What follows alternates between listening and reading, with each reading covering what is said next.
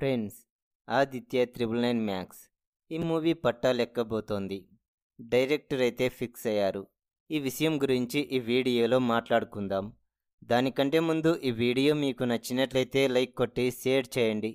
అలాగే మన ఛానల్ను సబ్స్క్రైబ్ చేయండి. ఇక వివరాల్లోకి వెళ్తే, మన బాలయ్య గారి కెరీర్లో ఆదిత్య 369 ఎంత భారీ విజయం సాధించిందో ప్రత్యేకంగా చెప్పాల్సిన పని అయితే లేదు. అప్పట్లో ఈ మూవీ ఒక ట్రెండ్ సెట్టర్గా నిలిచింది. ఈ మూవీకి సీక్వెల్ వస్తే బాగుంటుందని ఇప్పటికీ చాలామందే కోరుకుంటుంటారు. అందులో నేను కూడా ఒకన్ని. బాలకృష్ణ గారు కూడా అదే ప్రయత్నంలో ఉన్నారనే విషయం కూడా అందరికీ తెలిసిందే. ఈ సినిమాకు సంబంధించిన స్టోరీ అయితే కంప్లీట్ అయింది. ఈ సినిమాను సంవత్సరం కిందటే మోక్ష హీరోగా ప్రారంభించాలని చూశారు బాలయ్య గారు. కానీ మధ్యలో ప్రశాంత్ వర్మ రావడంతో ఈ ప్రాజెక్టును పక్కన పెట్టేయడం జరిగింది.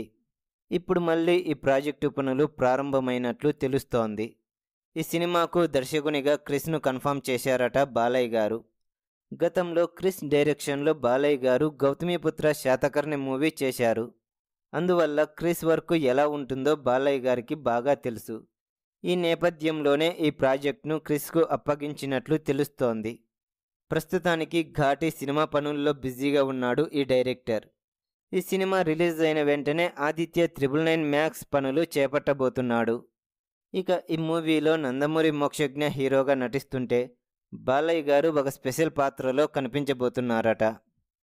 దాదాపుగా 300 కోట్లకు పైగానే ఈ సినిమా బడ్జెట్ ఉండబోతోందని తెలుస్తోంది. మోక్ష మొదటి సినిమాతోనే పాన్ ఇండియా హీరోగా మారబోతున్నాడు. ఈ సినిమాను ఈ ఏడాది చివరిలో ప్రారంభించే అవకాశాలు ఉన్నాయని వార్తలు వస్తున్నాయి. ఇకపోతే ఈ సినిమాను నిర్మించడానికి 3 నిర్మాతలు పోటీ పడుతున్నారట. అందులో ఒకరు క్రిస్ సన్నిహితుడు రాజీవ్ రెడ్డి ముందు వరుసలో ఉన్నారు.